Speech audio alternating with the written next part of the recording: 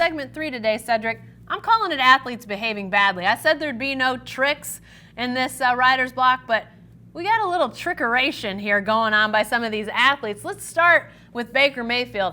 I think we've done a segment on Baker or the Browns almost every week since, I don't know, June maybe. I love Baker. But it's time again to talk about Baker. He had is it a meltdown? Would you call it a meltdown? What would you call it, Cedric? A little tiffed, just a little tiffed with a reporter, not a meltdown. Ryan Leaf was a meltdown when he's standing over the guy and yelling at him, and Junior Seau rested his soul, had to come pull him away. Baker just had a little tiff. He's frustrated. He's got 6 touchdowns and 12 picks. He's not as great as he thought he'd be as a sophomore in the NFL. It's been rough treading for the Browns, who won a Super Bowl in August, Jen. They won it in August, but then they had to play some football games, and it's a lot more difficult to win in September and October than it is in August. Yeah, for sure. I mean, the frustration's understandable. I mean, it is to me. Now, how you show it, obviously. I mean, you got to be professional. Although we've talked about different incidents before involving Baker Mayfield that have shown that maybe he's not to that face of the franchise quarterback, sort of pillar of stability just yet in the way that he responds to things. So I'm not surprised at the frustration. I mean, Cedric, let's be honest here. This, as you said, this is a team that was supposed to not just win, not just turn the tide on the bad seasons and bad years that the Browns have had, but they were supposed to be a great team. Not a good team, a great team.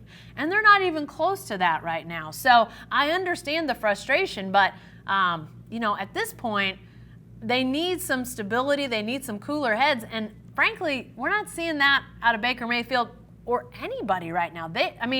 I know that it's been several weeks since we talked about just how poorly they were playing. And I think I might have said at the time, I'm not ready to give them up for dead yet, but I think I'm getting close to that. I mean, I think they're really close to, being out of the playoff contention just because you don't see them turning the corner. You don't see them getting better, do you? No, and they have 2 guys on that team that are arguably, given what they did last year and in previous seasons, the 2 most disappointing players not named Antonio Brown for this season. And one of them is Baker Mayfield, and the other one is Odell Beckham.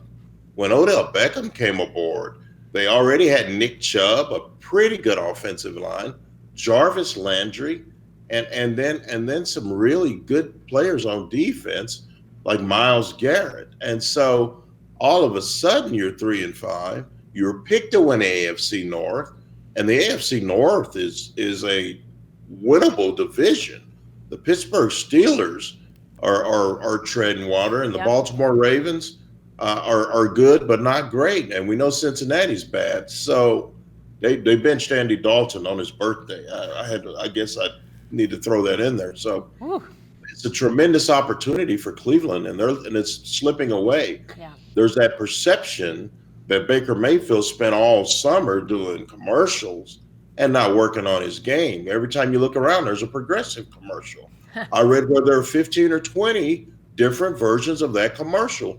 Baker mowing the grass, Baker hosting a party at the stadium. Mm-hmm. So you see one of those commercials where Baker's sitting there and those stands are empty.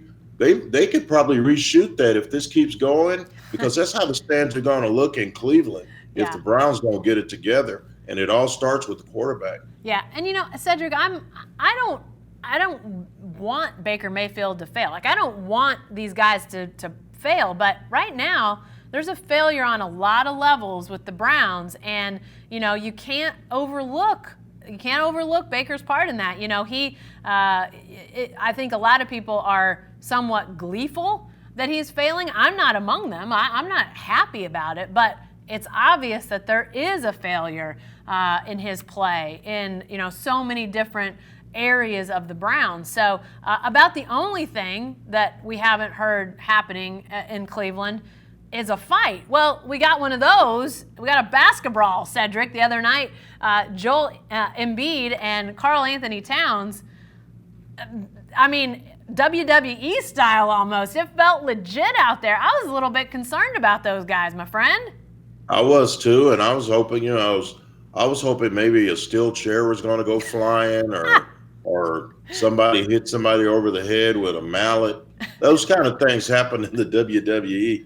Joel Embiid said that Karl Anthony Towns called him a B word, and it wasn't buddy. So you can guess what he may have called him. And the one thing I know about Joel Embiid is that he's an irritant. Yeah. He's the kind of guy that gets under your skin, and he doesn't mind talking about you in social media, talking trash to you on the court, and then all of a sudden 2 7-foot guys are rolling around on the floor, and you're like, what is this? Yeah.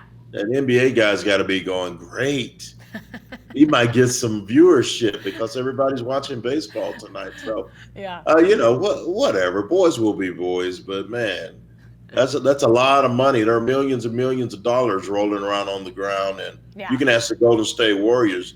You lose $1 million, you lose your multi-million-dollar star, and things are going to be bad. Yeah. Guys got to be smart. You can't risk life and limb by rolling around on the ground in the second week of the NBA season. Yeah, these games don't mean anything yet. Yeah, it was kind of surprising with the amount of fury they went after each other. I mean, and this is this is not a rivalry game. This was the Timberwolves and the Sixers. So we're not talking about, I don't know, whoever you want to say, the Lakers and the Clippers, or some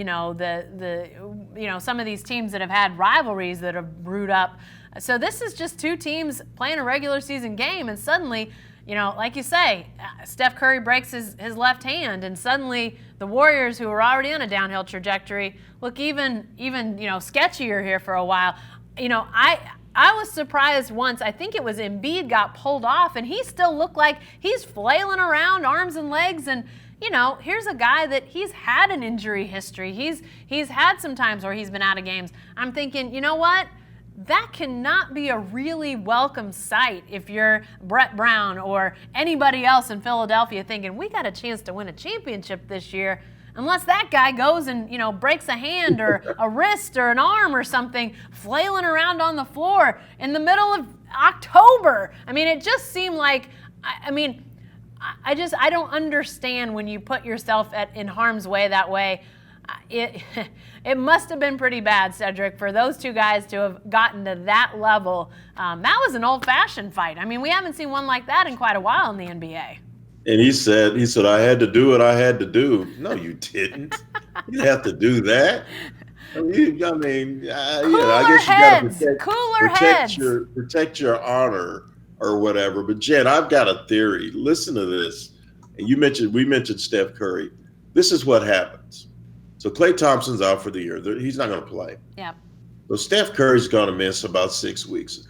How about Golden State not making the playoffs, getting the first pick of the draft next year? Klay Thompson comes back. Ooh.